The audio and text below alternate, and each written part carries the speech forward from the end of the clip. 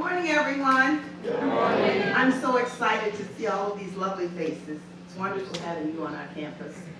You know, there was a person, his name was Dr. Benjamin A. Mays, and he was the former president of Morehouse College. And Dr. Mays said, and paraphrasing something he said, "A man without a dream is like a bird without wings and cannot fly."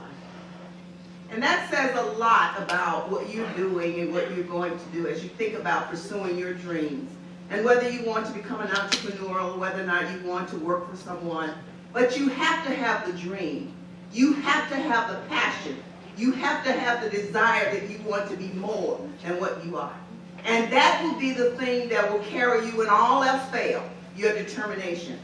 And so when we started off with this campus, we were on Lone Wharf, and some of you may know about Lone Wharf. It's 60 Sergeant Drive. And it was not the kind of institution, not from the inside, because we've always had excellent faculty and staff, but from the outside and from the perspective of having a place of hope and dreams their students could see, touch, and taste. We knew we wanted more. We worked together, we dreamed hard, we prayed a lot. And then, of course, I knocked on the doors of businesses and the state until they got tired of me and said, let's just give the lady the money so that we can get this building built. But this is for you. This is a place that you can use, among other higher education institutions, to realize your full human potential. So I say to you young people today, don't just sit there and think about it. Get up and do something. Make a difference. Make your dream come true. Realize your full human potential, because every one of you have the right to be somebody more than what you are. So have a great day.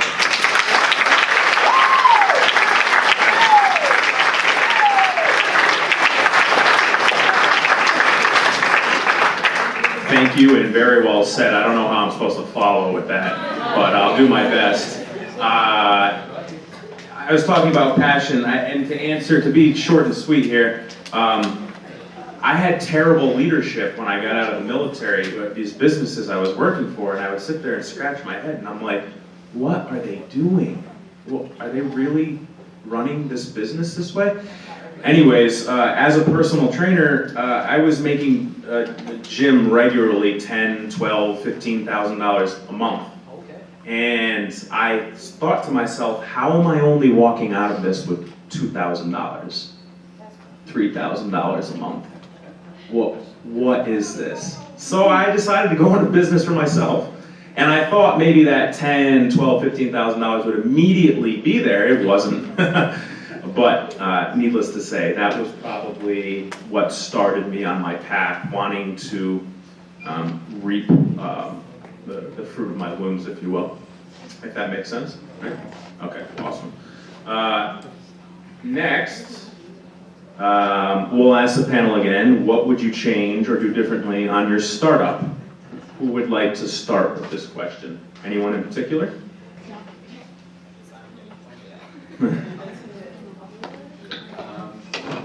Honestly, I would, so my company was self-funded. I used my personal savings, a little bit of parents' money to start my business.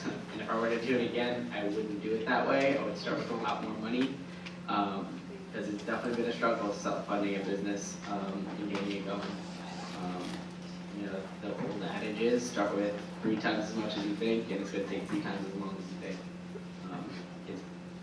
That's basically about it. Yeah, absolutely. Absolutely. Everything takes time. Mike?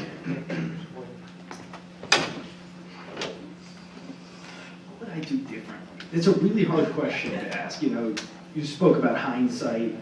I mentioned experience is what you get after you need it. So really, what I've done in the past and what got me to this point is just taking all the information I can, talking to people from different experiences, different industries, different ages, and trying to distill their recommendations and make the best decision possible with what I know at hand at that given moment. You know, do follow your gut. That does lead you in a lot of good directions. Sometimes it doesn't, but guess what? You're going to learn from those experiences. You know, you mentioned self-funding, and I think every startup is different. every venture you go on is a totally different experience, and I think we could all vouch for that. My first startup, I got the check from an investor who I didn't know, and that proved to be our downfall. Was this guy wasn't a true investor. He had different interests than our own. We had an opportunity to sign up to basically license our product with Bacardi USA, and that fell apart because of a major part for who this investor was. So it's really, it's a case-by-case basis. And my second startup, I self-funded with the money I made off my first one. Would I have done that? In this situation, yes. It was kind of what I needed to do. I needed to build an MVP, a version 1, a minimum viable product, kind of like the least amount of features you need to kind of prove out what this thing is. And then I took that proof point, the thousands of downloads we got, and went to investors and started talking to them. And we had the opportunity to raise money again. And I basically stepped away because it didn't make sense. Again, we were giving a lot of capital away, a lot of equity for not much money.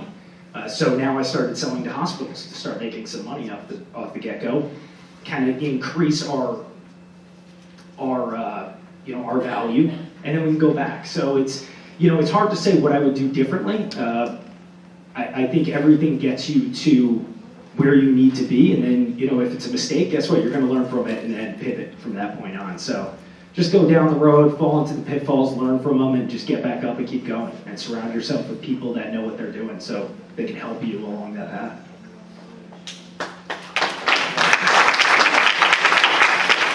Yeah, always learn from your mistakes, and I make plenty of them daily, so.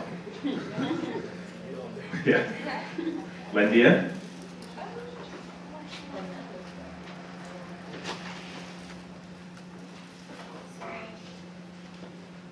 And this particular question, since I'm in the beginning of No worries. I wouldn't really do anything differently at this moment because I haven't really bumped my head, so to speak. So with that being said, all I would say is, I guess I would have started at Wells Fargo earlier. That's all I could really say at this point with that, so I could have gained more experience and build a larger network. But it's not anything since we got this particular moment, because as I just stated, I haven't really went through any trial and error. I think the trial and error will come when I actually gain, become the actual property owner. That's when the stories are gonna roll in. And so I hear a lot of horror stories about the properties, which I'm prepared for. However, nothing at this moment. It's all a continual learning process. Absolutely. You wake from the time you go to sleep, from the time you wake up, you're going to constantly learn and gain. You're going to lose and still gain. But as I stated before, nothing at this particular moment I would have done differently. I think I'm trending in a good path. By the grace of God, I say. Good, thank you.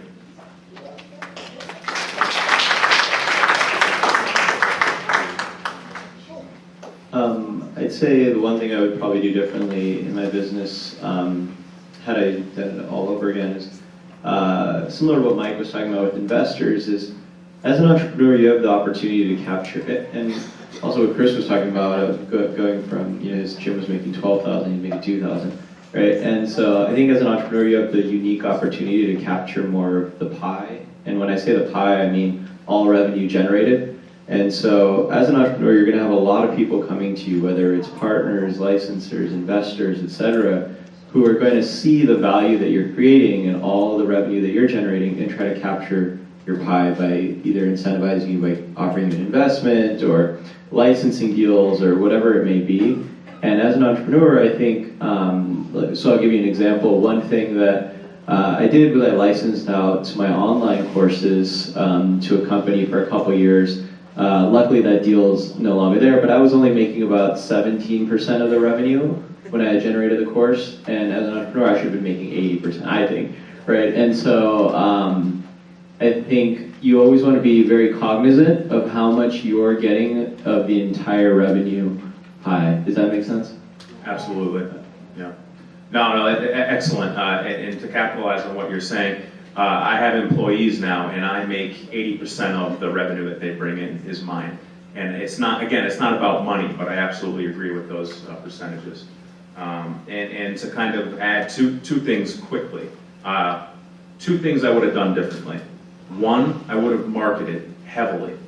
I didn't market when I first started. I was like, oh, everyone knows who I am. I'll be fine. No, market, definitely. 3 years ago, I took $1,000 and I said, this is my budget for marketing this year. And then I doubled it. And this year, I want to say I'm budgeting $5,000 for marketing this year. And marketing really helps grow your business, in my opinion, especially in my little tiny niche, narrow industry.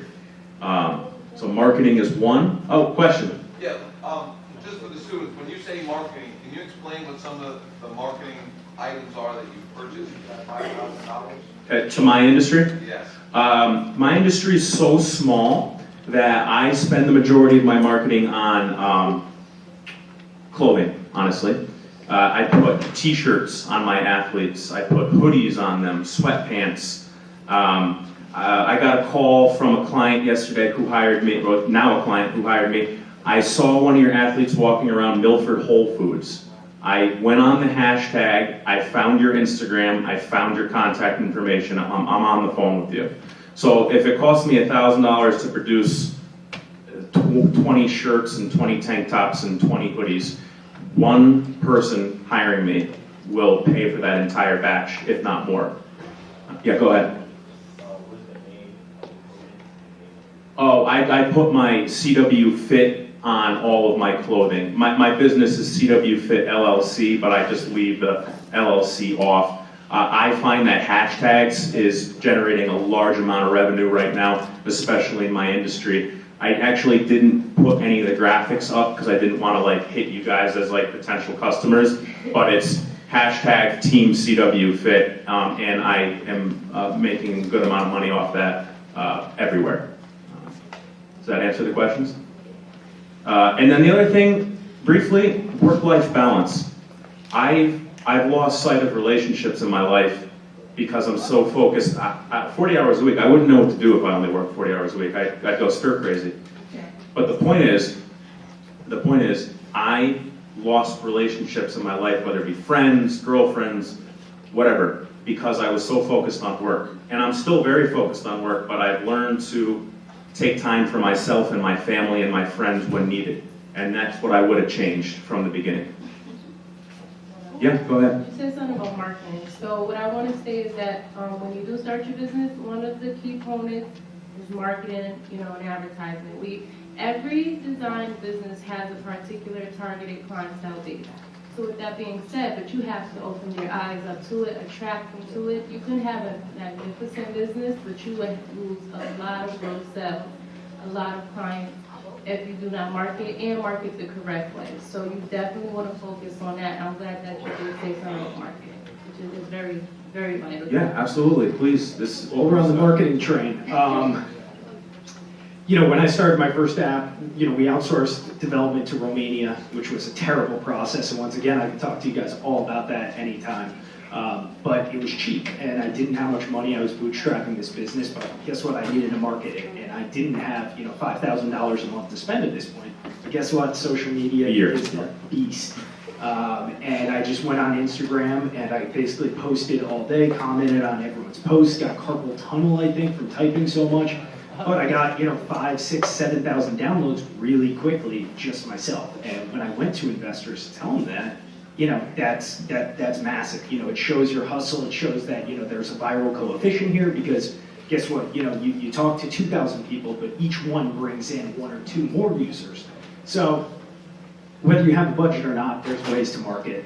So get on the social media. And you can market on social media for free. Absolutely. Yeah. Anyone that clicks your post, all of their friends see it on Facebook.